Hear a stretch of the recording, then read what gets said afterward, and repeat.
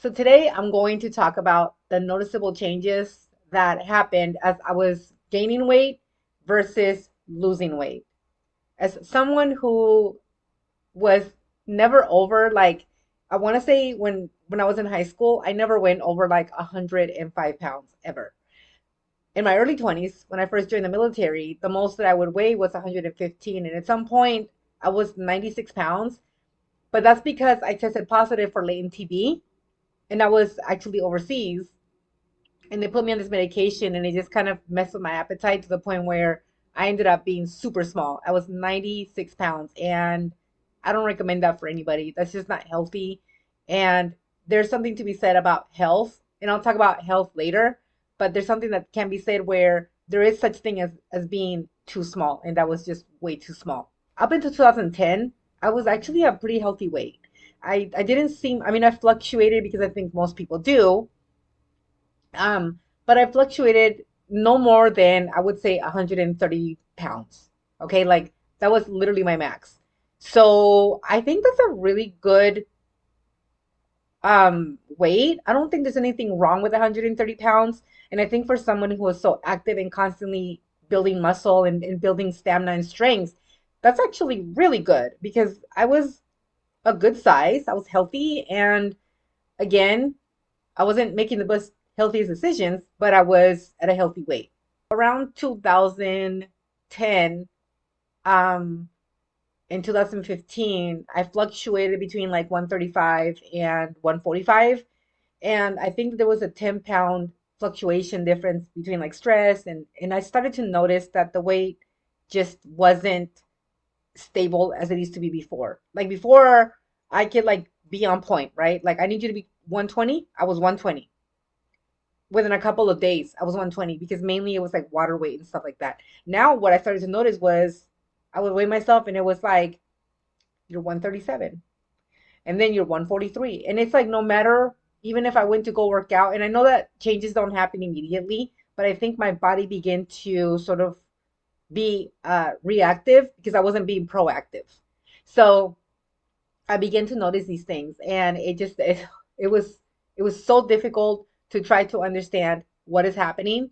And I think when I left the military, I just completely gave up. I know that I said before in another video that I gained 90 pounds. When I officially weighed in the military, I was 140 at my last weigh-in. However, when I left the military, because all of the stress that I was dealing with and everything else, I was 130. 130. And so that was really difficult to deal with because I was at 130 whenever you're not as muscular anymore looks very different than 130 when you have a lot of muscle. I think at some point I had a lot of muscle at 130, which looks completely different from my version of 130 when I left the military, which was a little bit lazier. I wasn't working out as much and I just kind of forgot about that part. Um, so I left and I was like, okay, this is my life now. I don't have to My goal is no longer to build muscle or to be fit or stay in shape. My goal now is just to maintain, right? But I think I let go of that. And that's how I ended up at over 220 pounds. So let's talk about the things that kind of changed as I was gaining and then lost the weight. So I'm going to first start off with the anxiety that I felt. The anxiety that I felt being in public places to kind of narrow it down. As I was gaining weight, I started to notice I was isolating more. I felt like I didn't belong in society. I shouldn't be out. I don't want to be out with people. I almost felt like whenever I was smaller, people would notice me because of my smile or because of my hair or because of the outfit that I was wearing, or they noticed me because I was walking in with a large group of people. When I was bigger, I felt like that's the only thing people noticed. Literally, that is the only reason that people paid any attention to me and saw me was because they saw a big person walking in.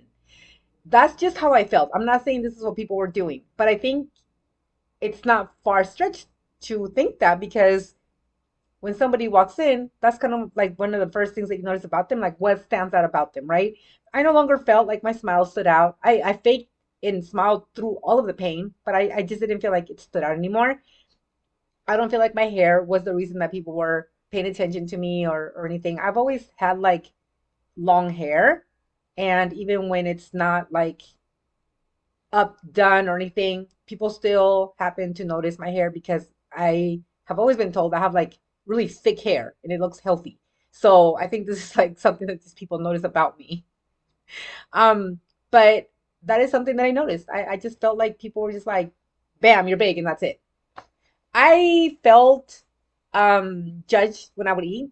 So even if I was eating healthy, I would feel like people noticed it like, oh, look, she's eating a salad, right?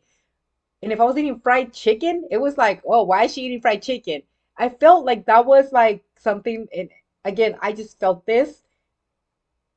I felt like I couldn't do nothing right when it came to eating. Everything that I ate was being scrutinized. It just felt constantly like no matter what I did, someone's gonna have an opinion about it. In conversations, I felt like the fat person's opinion doesn't matter. And I was the fat person. I don't do this to other people, but I felt like that's how some people may respond to somebody who's a little bit, heavier or a lot more heavier, like I was. There was this anxiety that I don't matter and I really shouldn't be here. There's another part of the anxiety that comes with the level of shame that you feel for allowing yourself to get big.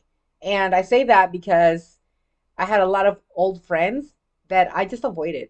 And I'll talk about the avoidance part in another, like the coming upcoming section. But there was just like the anxiety would become like turn into shame, and then my shame made me more anxious. It was this vicious cycle that I was in where I was constantly anxious and just I didn't like myself. 2018, 2019, I just became so self-conscious about certain things. That's when my awareness was like at a peak.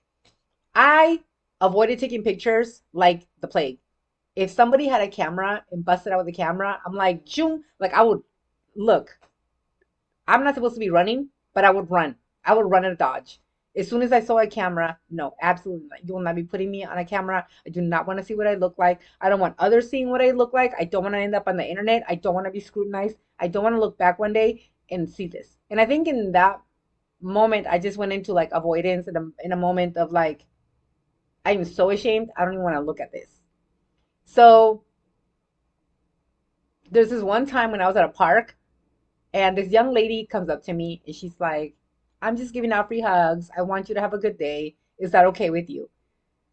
Young people do things, and this looked to be maybe around a teenage girl. And I just didn't want to be rude. And I also felt like if she was trying to, maybe she needed that, right? So I leaned into it and I was like, okay, yeah, sure. So I give her a hug and she's like, I want you to have a blessed day. Thank you so much. You're beautiful in and out no matter what people say to you. And I look over and someone is recording her. And I am mortified. And I remember just getting up, taking my food because I was sitting at the park eating on a break. I remember getting up and taking my food and I was just thinking to myself, oh my God, please don't record me, please don't record me, please don't record me, please don't record me, please do not end up on the internet, please don't go viral. In my head, this thing went viral and people were like, fat, fat, fat, disgusting, ugly. It just in my head just turned into a monster. And I just had this anxiety. Like, again, that's why I avoided cameras all the time. I had this anxiety of ending up on social media on someone's page with a bunch of comments of how I looked and the scrutinization that comes with your body. So I avoided it. I began to eat a lot of my foods in private spaces. So instead of going in the previous story about me being at a park eating at a bench, and that right there probably kicked me into eating and hiding and not wanting to be seen when I'm eating. On top of that, I just felt like the anxiety that came from feeling like people were judging me on what I was eating was basically just at an all-time high. So I just decided I'm not going to do that anymore. I would order my food, I would get it to go, I would go to my room and I would eat there.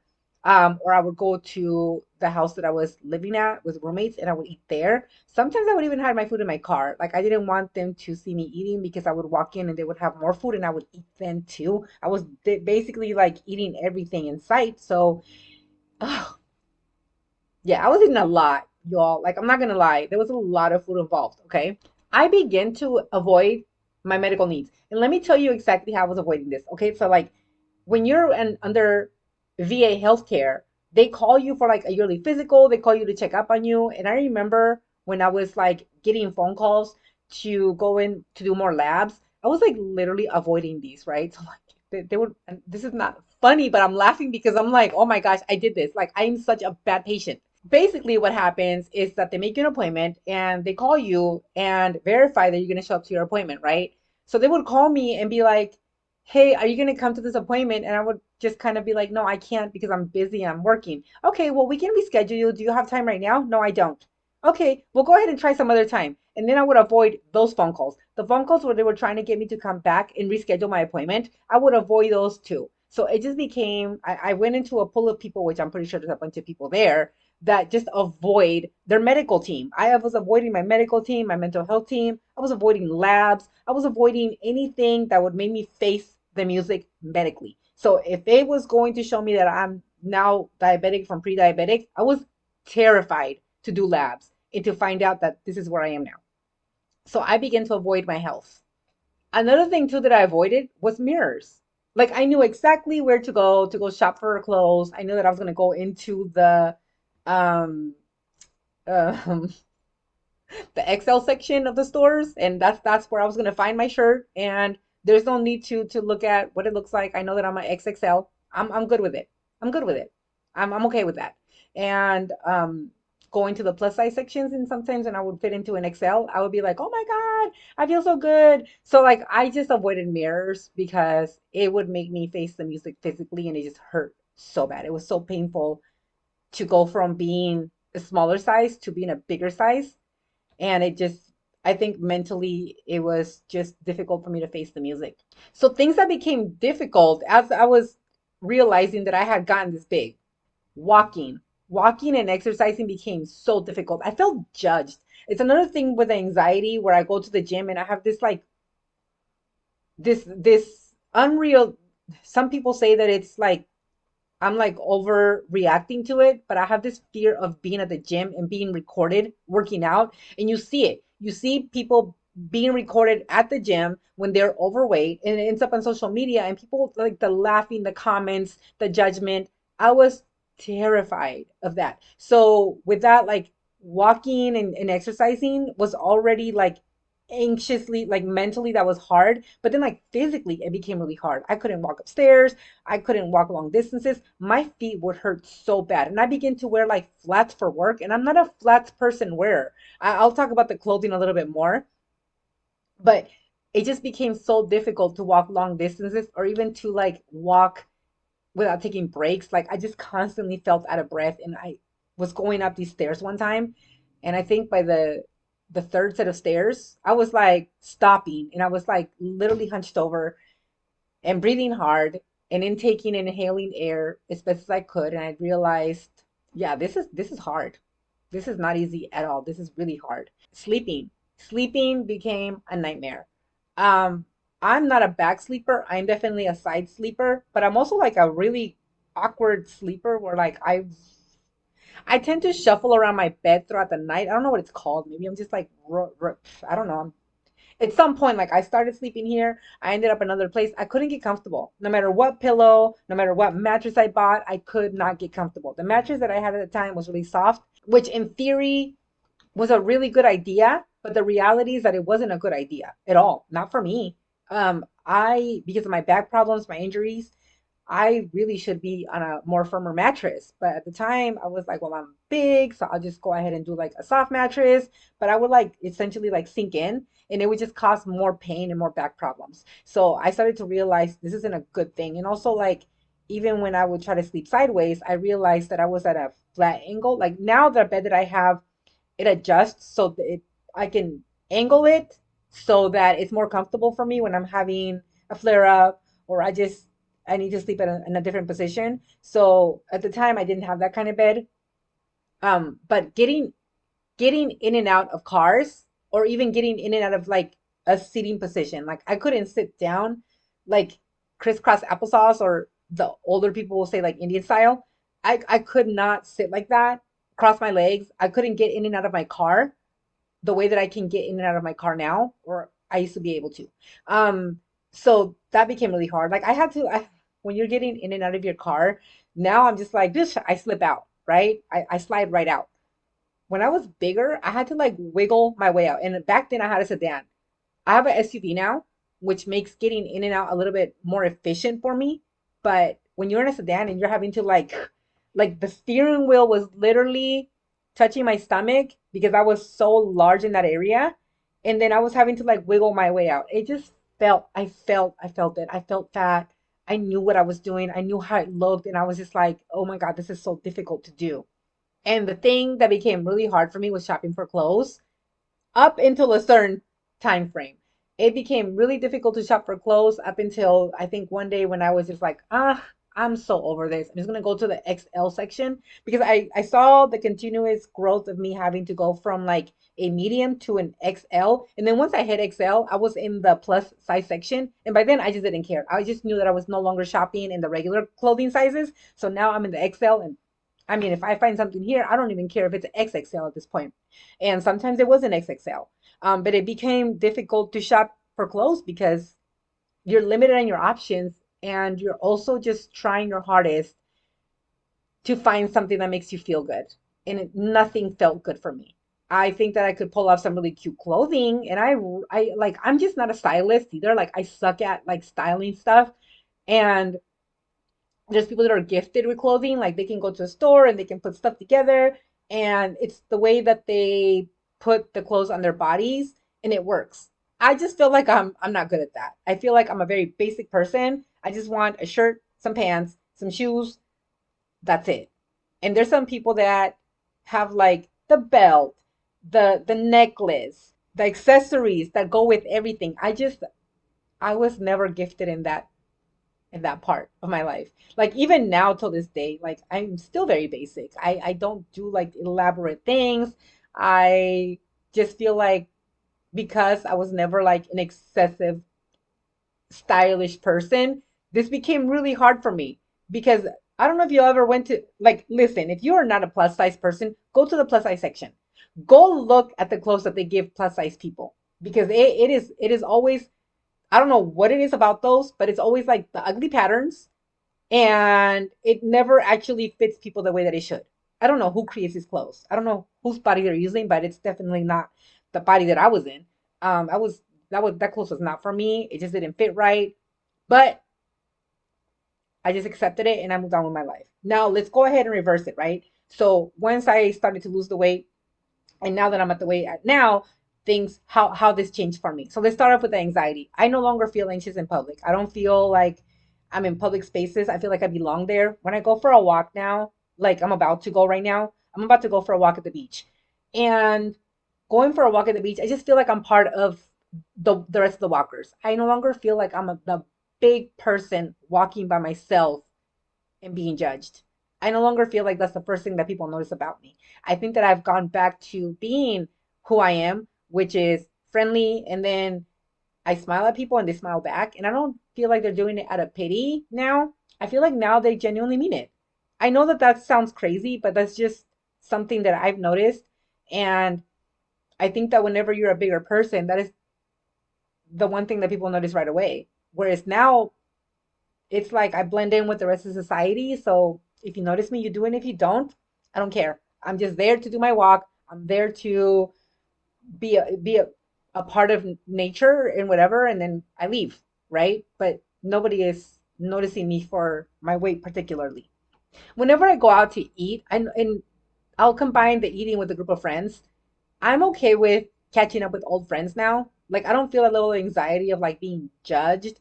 And then also like when I eat now, because I do go out to places with groups of people and I do eat, I no longer feel judged. If I want to eat a piece of dessert, because I'm not going to eat a full dessert, um, I don't feel bad. I don't feel like people are looking at me like, look at that fat person eating that cheesecake. I don't feel like that anymore. I feel like now I tend to go out and eat and I'm just kind of like, I'll take one or two bites and don't care. It's not a factor anymore in my mind. I don't think about it.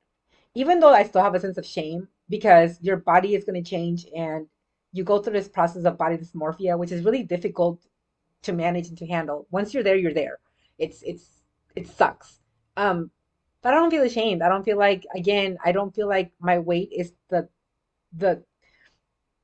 the noticeable factor of me. Like I feel like now I just kind of blend in, and the shame feels very much like it's just me feeling that way. I don't feel like the shame is coming from other people. I feel like it's just internally me now. Things that I used to avoid before, so like the pictures, the eating in public, my medical needs, the group hangouts, and the mirrors. So let's start off with the pictures, right? I'm okay with taking pictures now. I think that there's certain angles that where I take a picture and I look thick, and then there's other pictures where I take pictures and I'm like, oh, is that what I look like?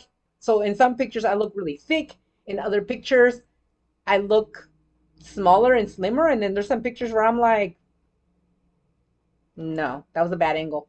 That was definitely a bad angle because I look like a linebacker. Why do I look like a linebacker? So in those times I'm like, nope, delete that. But I think anybody, even slim people, when they have a bad angle, they don't like those pictures either. So I'll just leave it there. I no longer hide my food. Um, but I also like don't have like bad food. Like I think I had like one bag of cookies the other day, and that's really about it. But normally I have like healthy foods. But even if I go out and I indulge in something, I don't feel bad. If I go out and I like yesterday, I ate In and Out, but I ate In and Out the protein style, and I went to the park and I just had like a picnic by myself, and I just enjoyed it. I didn't feel like anybody was staring at me. I didn't feel like hiding. I just wanted to go out and enjoy eating my food in front of a beautiful bay with boats going by and people paddleboarding, and it was such a beautiful day. I didn't want to hide inside all day. And I feel like that's something that has changed along the way. I just, it's allowed me to go out and have like that mental peace. I no longer avoid my medical team. I was such a bad patient before, but now I'm like, okay. So now when my healthcare provider calls me and tells me, like, I need you to come in for labs, I'm like, absolutely. When do you need me there? Like, I literally don't care anymore if I go in for labs. Before, when I used to avoid them and just like try to go disappear, like it that doesn't happen anymore. Now I do want to know. Now I want to know what are my levels at? What can I do to, because I think I have more control now and I have more of the discipline and I the awareness, the learning and everything. I think now when somebody tells me like, "Hey, you have highly elevated A1C levels, which is diabetic." Yeah, your diabetes. That's how they can tell you're diabetic. I now go in and I'm like, okay, well, what can I do? Drink more water? Eat less what? Like, what do you need me to do, right? So, like, I feel like now, because I'm in remission, it's even more important. And before, when I was like big, I used to have this mentality of if I go out because of diabetes, I go out. I don't care. But then I think one moment I had a breakdown and I was just like, this is so hard to do. It is so hard to take insulin, to take um, Ozempic, insulin. Whenever I'm traveling places, like it had to be with me at all times. And because I don't have to do that anymore, I just feel so much freedom. Like there's something that can be said about health freedom or medical freedom, and that is not having to deal with these things and just having the ability to go places. The only thing I have to carry on me right now at all times is my inhaler because I do have breathing problems, but that's I've been like that for years, and honestly, it has become part of it's become part of my wherever I am. So like there's an inhaler in my car, for example. There's an inhaler in my hiking bag. There's an inhaler in my purse. There's an inhaler next to my desk. I think I have four inhalers, and they're just kind of where I would need them. And so that's something I've had to learn how to live with versus like me having to like carry insulin, Ozempic needles, swabs, lancets, glucometer. Like having to carry all of that is just something that it definitely feels like a level of like not having to go through that stress anymore. So again, this is like literally like health freedom. I no longer avoid going to groups. Like if I meet somebody, like somebody is like, hey, you want to come to this like dinner with me because, like there's going to be a bunch of people there. I'm like, yeah, sure, let's go. I no longer feel that anxiety of meeting new people. I think that my confidence level is up again, even though I'm never going to be high school weight. I'm never going to look the way I looked in high school, of course. And I have my insecurities about me still. I have loose skin, which I'm not happy about. But I think that's something that I notice. It's not something that people point out. They're not like, you have loose skin around your tummy. I can tell. Nobody says that. Nobody says that. And when I jiggle, I'm like, I'll embrace it. I'm okay with it because you don't know how hard I had to work to get here today. So if I jiggle, if I have a little bit of some excess skin on my tummy, I may not like it, but nobody else is like pointing it out. Like I don't have that anxiety anymore. Things that used to be difficult, walking. I literally love walking.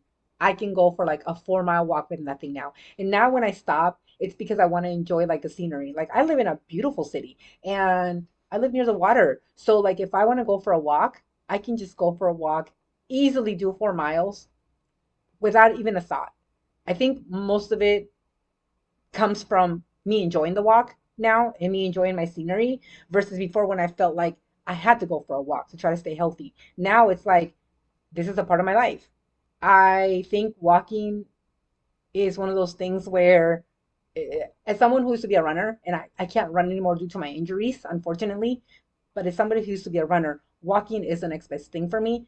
And I feel so good about it. I don't feel like I'm sweating and I'm like over here like I'm not a speed walker. I'm not walking to sweat, but if I do, I don't mind. Um, but also like I feel like I'm just kind of walking along these areas and nobody cares. But it's so much easier. And then going up and down stairs, so much easier. Getting in and out of my car, so much easier. I don't have to wiggle out. I just kind of slide out now and just sort of sleeping. Sleeping used to be really difficult for me back in I just didn't feel well rested.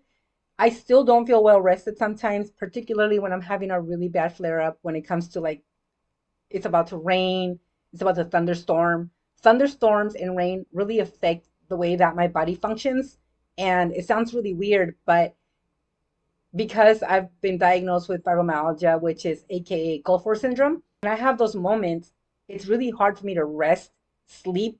It's not like, everybody assumes that you just go to sleep and then you're rested. No, no. When I was bigger, I would go to sleep. It would be because my body was crashing out. Now, if I crash out, it's not because I was sleeping wrong, it's just because of the pain. But I I was able to get a different bed where it reclines and it really helps a lot to alleviate some of those the positions that were hurting me.